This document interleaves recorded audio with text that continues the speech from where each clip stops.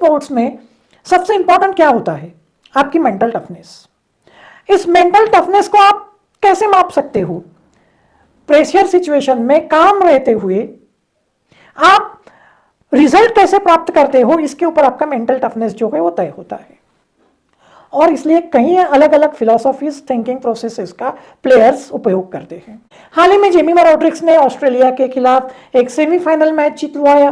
Women world cup history की सबसे बेहतरीन और सबसे इंपॉर्टेंट इनिंग्स में से एक इनिंग्स उन्होंने खेली, और जिसमें वो एक लाइन बाइबल में की दोहरा रही थी। वो लाइन थी, if you will stand still God will fight for you. अब मेरे जैसा नास्तिक आदमी इस लाइन को क्यों बता रहा है, इसके ऊपर बात क्यों कर रहा है? क्या गॉड खुद आके उनके साथ फाइट करने वाले थे? बिल्कुल भी नहीं। फिर असली बात क्या है? ये लाइन क्यों इंपॉर्टेंट है? क्योंकि ये लाइन उनको स्थित प्रज्ञ बना रही थी। ये लाइन उनको फल की अपेक्षाएं से दूर ले जा रही थी, और ये लाइन उनको कर्म करने की हिम्मत दे रही थी। अब हमारे यहाँ ये फिलोसॉफी बहुत फेमस है, कर्म कर और फल की चिंता मत कर। बुद्धिस्ट फिलोसॉफी में ये बात आती है, हिंदू फिलोसॉफी में भी ये बात आती है। अब ये डिटैचमेंट क्यों इंपॉर्टेंट हो जाता है? देखो, जेमिमा पिछला वर्ल्ड कप में उनको सिलेक्ट नहीं किया। सभी प्लेयर और उनकी कैप्टन हरमनप्रीत भी ये मानती है कि वो मोस्ट रिलायबल प्लेयर है, मिस डिपेंडेबल कह सकते हैं, राहुल द्रविड़ की तरह टेक्निकली बहुत साउंड प्लेयर है। लेकिन उनका सिलेक्शन नहीं हो पाया था, तो उसका एक दर्द भी था, प्रेशर भी था। इस वर्ल्ड कप में उन्हें सिलेक्ट किया गया तो कुछ अच्छी स्टार्ट्स उनको मिली, लेकिन कुछ डक्स उन्होंने बनाए, उनको ड्रॉप भी किया गया, फिर से सिलेक्ट किया गया, प्रेशर था उनके ऊपर। उनका नंबर जो है, बैटिंग नंबर, वो भी फिक्स नहीं था। तो ये सभी चीजें आपके अंदर एक प्रेशर लाती है, आपको आउटकम के बारे में सोचने को मजबूर करती है। मैं फेल हो गई तो मुझे फिर से खिलाएंगे क्या? मैं फेल हो गई तो मेरा करियर खत्म हो जाएगा क्या? मैं फेल हो गई तो आगे मेरा क्या होगा? ये सारे सवाल आपके जहन में होते हैं। और ऐसे वक्त आपका जो ध्यान होता है, जो चीजें आपको करनी है, उनसे हटकर कहीं और जा सकता है। आपको ठीक से डाइट लेना है, उसकी तरफ आपका ध्यान नहीं रहेगा। आपको वक्त पे सोना है तो आप सो नहीं पाओगे, because you are thinking about the outcome. और जब ये लाइन जेमिमा दोहरा रही थी, तब क्या था? तब वो लगभग 70-80 रन बना चुकी थी। मुंबई के ह्यूमिड कंडीशन में बैटिंग कर रही थी, काफी टायर्ड थी। जो हरमनप्रीत कौर इंडिया की कैप्टन है, वो आउट हो चुकी थी क्योंकि उनके पैर में कुछ क्रैम्प भी आए थे। और फिर उन्हें एंड तक बैटिंग करनी थी, और एंड तक जब उन्हें बैटिंग करनी थी, प्लेयर थक चुका है, उसको क्रैम्प आ रही है, और वो रिस्पॉन्सिबल प्लेयर है, ऐसे वक्त वो टायर्ड हो चुका है। अब टायर्ड होने के बाद आपका फोकस लूज हो सकता है।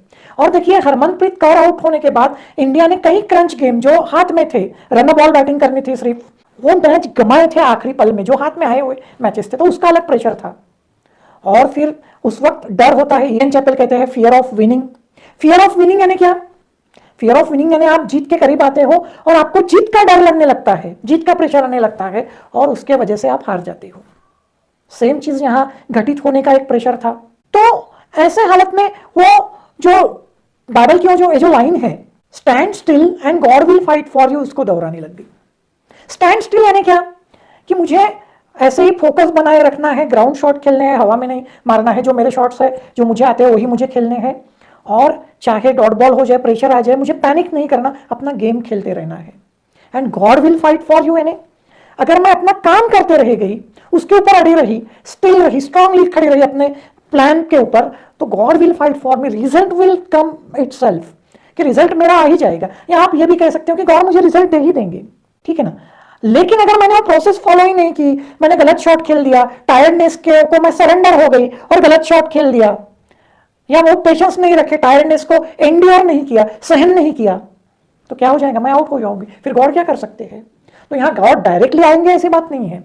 यहाँ मीनिंग इतना ही है कि मुझे अपना काम करते रहना है, और मुझे उसका रिजल्ट जो है वो अपने आप मिल जाएगा। देखो, उनकी आस्था का विषय है जो भी है, गॉड, जीसस वगैरह, तो उन्होंने वो आसरा लिया और भारत को, इंडिया को एक क्रंच मैच, एक ऑस्ट्रेलिया जो 60 बार का चैंपियन है वुमेन वनडे क्रिकेट का, उसके खिलाफ मैच जितवाई। तो उसके पीछे का जो प्रोसेस है उसकी मैं यहाँ बात कर रहा हूँ। देखो, जेमिमा को ड्रॉप किया था, उनके अंदर एक एंगर भी था, मौका उन्हें मिला था, वो एक टेक्निकली साउंड बैट्समैन थी, लेकिन उनको 3 नंबर पे नहीं खिला रहे थे, उनको 5-6 नंबर पे खिला रहे थे, नीचे खिला रहे थे, तो कहीं तो भी वो उसके ऊपर नाराज तो जरूर ही रही होगी। लेकिन वो अपने प्लान के बारे में श्योर थी। इंडियन क्रिकेट टीम के जो कोच हैं अमोल मुजुमदार, वो बहुत सुलझे हुए इंसान हैं। शायद उनसे या टीम मैनेजमेंट ने एक्टिविटी रखी थी कि भाई पिछले वर्ल्ड कप की तुलना में आप इस वर्ल्ड कप में क्या कंट्रीब्यूट करोगे कल के मैच में। एक क्वेश्चन सामने रखा था जिसका जेमिमा ने जवाब भी दिया था कि मुझे मैच फिनिश करना है, एंड तक बैटिंग करनी है, चाहे पहली बैटिंग आए सेकंड बैटिंग आए। अब जो टीम मीटिंग में आप बात करते हैं उसको इंप्लीमेंट करना तो बहुत डिफिकल्ट हो जाता है। बैटिंग के 5 मिनट पहले उन्हें पता चला कि वो 3 नंबर पे बैटिंग करेंगी, लेकिन मेंटली वो कहीं तो भी प्रिपेयर हो चुकी थी, क्योंकि 338 का बहुत बड़ा टारगेट इंडिया को चेस करना था, उसका भी एक अलग प्रेशर था, और वो एक वर्ल्ड रिकॉर्ड होने वाला था। इतना बड़ा टारगेट अभी तक किसी ने चेस नहीं किया था। तो इसलिए जेमिमा की जो कि साउंड टेक्निक है, राहुल द्रविड़ मानी जा सकती है इंडियन वुमेन्स क्रिकेट टीम में, ऐसा उनका टेक्निक है, तो उनको 3 नंबर पे भेजा गया। वो ऑन टाइम डिसीजन कोच और टीम मैनेजमेंट ने लिया हुआ था, लेकिन जब इतने रन बन रहे थे तभी जेमिमा मेंटली प्रिपेयर थी और रेडी थी कि उन्हें इस नंबर पे बैटिंग करनी पड़ सकती है इसलिए। और देखिए जेमिमा ने 50 बनाई, 100 बनाई, लेकिन कोई सेलिब्रेशन नहीं किया। वो कहती है कि मैंने खुद को ये पूछा कि भाई कौन सी चीज़ मुझे खुशी देगी, और उनका जवाब था कि फाइनल में जगह पाना। तो उन्हें किसी को यह प्रूव नहीं करना था कि वो कितनी अच्छी प्लेयर थी। हालांकि उनको घर पे बिठाया था, ड्रॉप किया था, उनका नंबर फिक्स नहीं था, लेकिन उसके बावजूद उनका ध्यान अपने कर्म पे था और कहीं और नहीं था। That is called standing still, and then God will fight for you. नहीं तो आपके अंदर गुस्सा, और गुस्सा किसका? अपने ही सिलेक्टर्स का, अपने ही कोच का, अपने टीम मैनेजमेंट का रह सकता है, और जिसके वजह से आप फेल हो सकते हो। तो स्टैंडिंग स्टिल यानी क्या कि ये गुस्सा ना रखते हुए और खुद के पर्सनल माइलस्टोन मैटर ना करते हुए अपने प्रोसेस पे, और जब तक अपना actual goal, team goal achieve नहीं हो जाता, तब तक टिके रहना है। तब जाके कंडीशंस, तब जाके लक आपको फेवर करेगा और आप उसका फायदा ले पाओगे।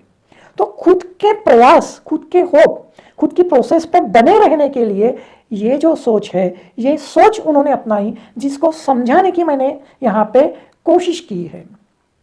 तो मैं यही रुकता हूँ। धन्यवाद।